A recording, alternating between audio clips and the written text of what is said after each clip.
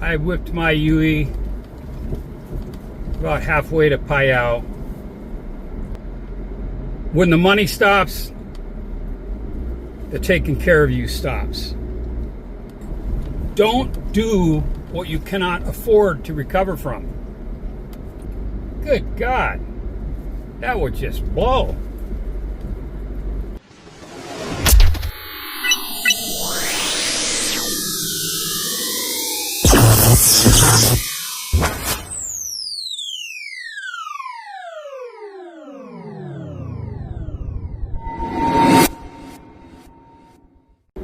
Okay, good afternoon, everyone. I whipped my Yui about halfway to Payao. Now I'm just gonna shoot the shit. Retirement. I've been watching a lot of vlogs on oh God, what's it called? It's on Facebook. Thailand, expat Thailand, something like that. Whoever writes their stories does a phenomenal job. I mean, just phenomenal. Talks about your typical sick buffalo to the complete scam. You know, and this isn't, you know, they're not saying this, and I'm not saying this, that every Thai relationship is like this, but many are, where when the money stops, the taking care of you stops. What the hell is that? Jesus.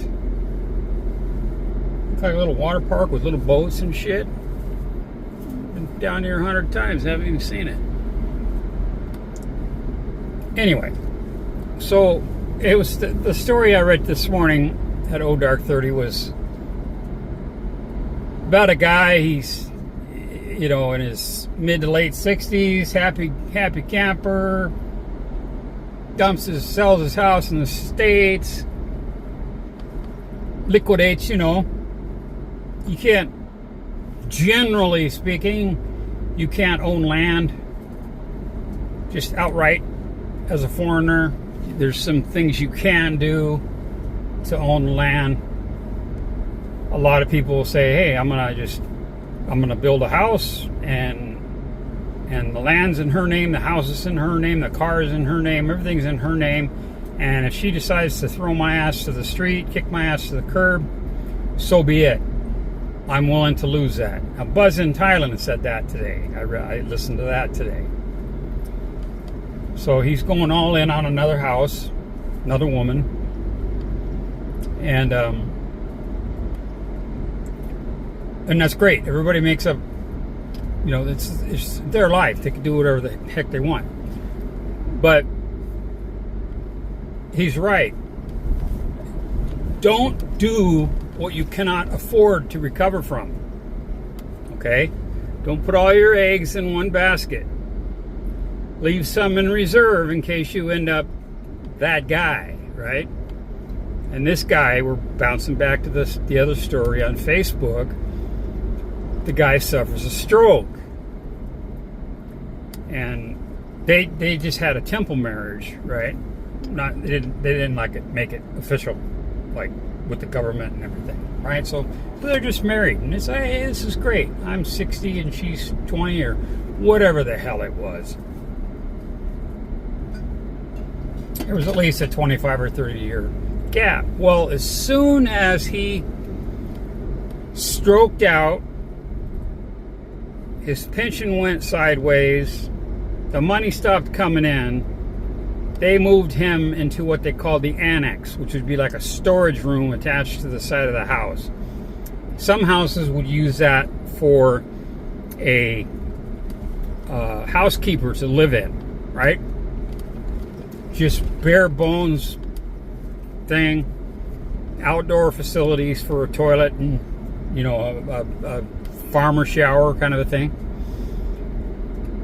But he ended up to where he couldn't walk, and then he ended up where he couldn't use his completely right side. So here he is sitting, no shit, looking out the fucking window at the house he built, at the truck he bought, and this young Thai man is driving his truck, and he hears his wife in there laughing and smiling and lovey-dovey-dovey, and twice a day the wife or the niece could have been his stepdaughter, but I think they said niece in the article. Twice a day comes out and gives him 2 bottles of water and some rice soup. There you go. He doesn't have any money to buy a ticket home, and they weren't asking for any, so it wasn't like a GoFundMe or nothing. But and it could be just a conglomerate of a compilation of a bunch of different events. Okay, it may be a bullshit story, but the fact is that this does happen. So I know some people that tell some really, really good stories, but the guy is full of shit. Okay, I mean, full of shit. I'm not saying any names, but a lot of people love his stories. I do too, but they're made up. There's about 20% reality, and the rest is completely fucking from the ass, right out of his ass. Why? Because he told me that. That's how I know it. When we were friends. But I'll never mention his name. We're cordial in public, and that's the way it is. So anyway, this poor guy, miserable soul, is fucking stuck. Dude, shoot me. Fucking feed me to the crocs. You know, anything. Just put me out of my misery. Seriously, that would just be devastating. Can you imagine? You built this 3 million baht house, is what it said. 3.5, I think, believe they said. Ooh. The big market's open. Oh, I don't see any rides, though. And the light's out. Still. Wow, that was quick. I may have to look at you and go back. Maybe I will go to Global House. But anyhow, this poor guy, he has to live through this shit. You know what I mean? It's one thing breaking up with somebody, but then having to see him every day? Good God. That would just blow. Jesus. Especially if it was all your money that bought all that shit. The car, the truck, the house, the motorbike, you know? The Western kitchen. God damn, man. Dude, I'd snap. Literally. And what can you do if you can't walk? I mean, geez Louise. You've only got a few options.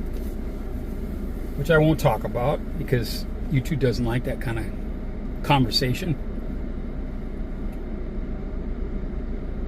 But I've already talked to people about me and aging and things like that, and there's things that I'm really one, I'm claustrophobic.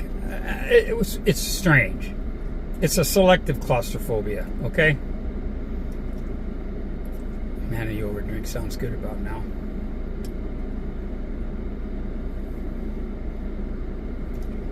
But I won't. She smiled though. She had a nice smile. It's just nice when you smile and someone smiles back. Even if it's an old geriatric with no fucking teeth. You know what I'm saying? Those are the shots I missed taking when I was in Nepal in 1981 trekking. we'd get into these little villages, and there's old people or the kids playing with their little bow and arrow that they made out of bamboo, and the string was made out of bamboo, wrapped, shredded bamboo. You know, I mean, just that shit's tough as. Anyway, back to the subject. I'm claustrophobic, but when I'm on the job, I can crawl into shit, crawl into holes, crawl into interstitial spaces. I'm afraid of heights too. I could get on the edge of a fucking parapet wall on a roof and not have a fucking issue. But if I go up there and I'm not working, I'm freaked out. Isn't that fucking bizarre? It's all mental. It's just mental. But a fear for me would be quadriplegic.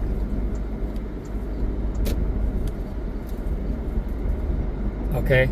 Many people will disagree. And that's fine. You have every right to disagree. But if I became quadriplegic, I wouldn't want to be sticking around anymore. Okay? Period. Because all you can do is look at shit. Usually the ceiling. Or a nurse.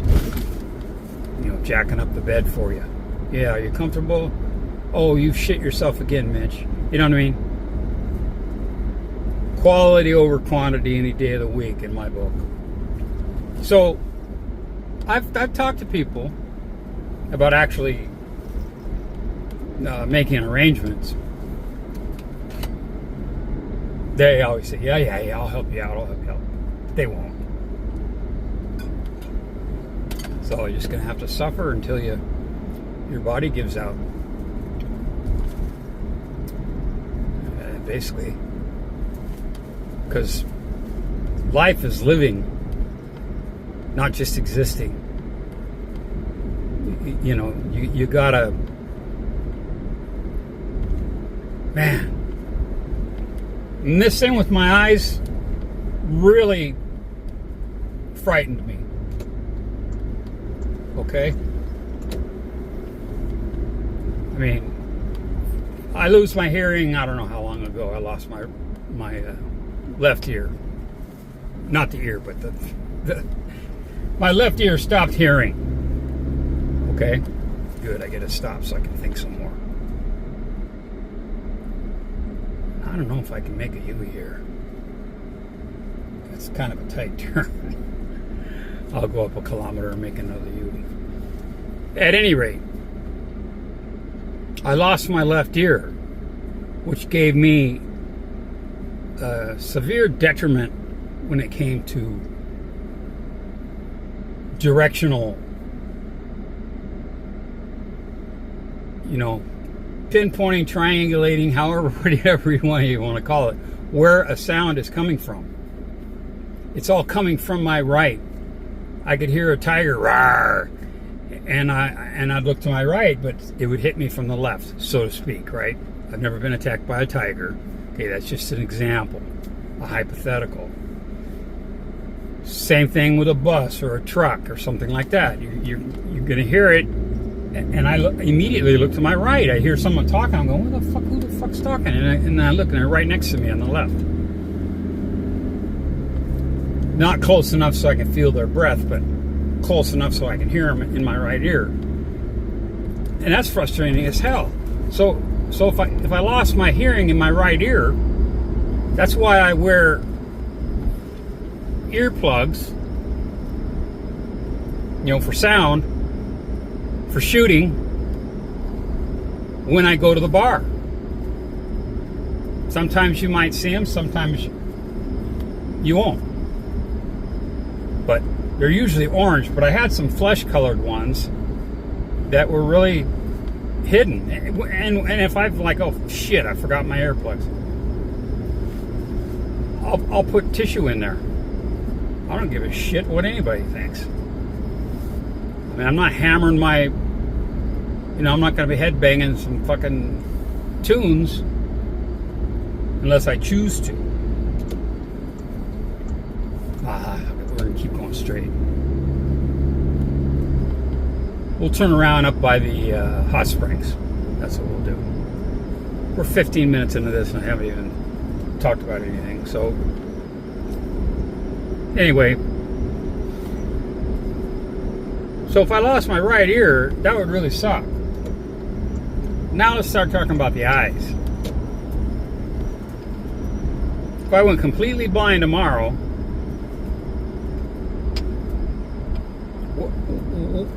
I mean, right now I'm looking across a flooded field with no rice growing in it.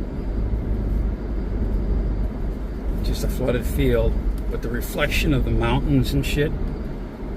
It's so beautiful. And it's just a normal, everyday scene here. All over Thailand. It's just freaking beautiful. There's every month of the year, there's some type of flower blooming. There's some type of fruit coming in. Okay? Every month of the year. A lot of the fruits have a season. A lot of them are all year round.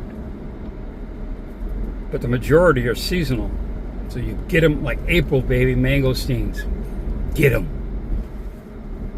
You know, avocados, they're in now. And man, they've been good. They've just been good. But I've been preoccupied with surgeries and shit like that because I was going to freeze them. I was going to start freezing them, buying them, cutting them in half, put some lime on them to keep them from oxidizing or whatever you call it, turning brown, and then sealing them and freezing them. Or freeze and then seal them. Otherwise you're going to mush them. And so you can make guac and stuff like that. You can have a salad later, you know. That's the way to do it. Boy, it's so quiet. But if I lost my vision, I can't drive, I can't ride. I just, what's the point? Right? Oh, I still have my sense of smell. Great. Anyway, I don't want to sound like a Debbie Downer. My oldest sister's name, Debbie, so I'm not talking about you, sis. Speaking of sisters, I have two sisters. They're both older than me. The youngest of the two recently, and she knows this, I call her the fragile one, okay? In case you've heard me talk about her. See the sign there? What's it say? Oh yeah, we got a waterfall, we got the White Temple, we got the hot springs. Oh shit, look at that. Look how close I am to that stuff. Anyway, my younger of the two sisters bought a house. She does not live in Gangbang City anymore. Renton, Washington, where Boeing has a plant at the south end of the lake.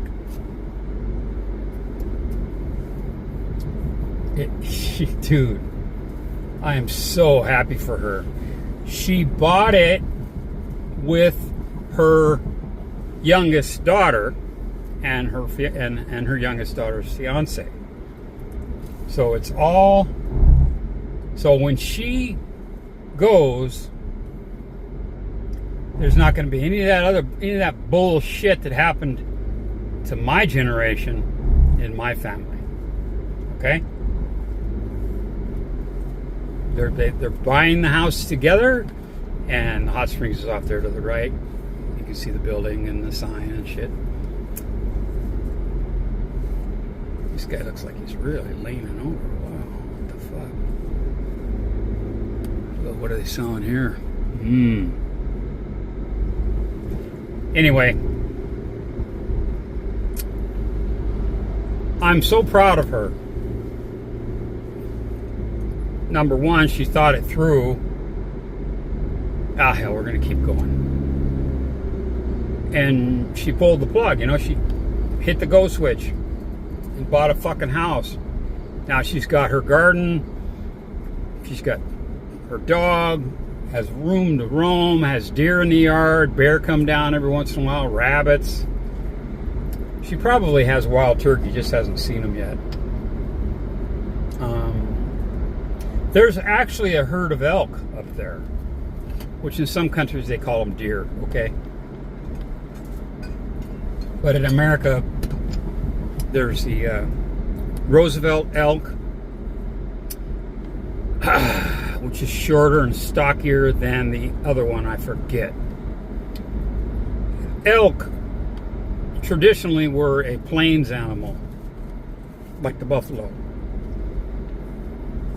And Teddy Roosevelt, when he was doing his national parks and all that stuff, transplanted some Roosevelt elk to western Washington in the Olympic Mountains, in the Olympic National Forest, and they've spread. And they're a beautiful, majestic beast, you know, majestic animal. And they're skittish as hell, man. You gotta be good at hunting them. You cannot bait in Washington State, okay? So you can't have your corn bin out there, you know, making it all easy up in your deer stand like a, I don't want to say it, because I got a lot of friends that hunt that way. I hunt on foot. I'm a stalker. I track them. I sit and I glass the hillsides, shit like that. I put some miles under my feet, right?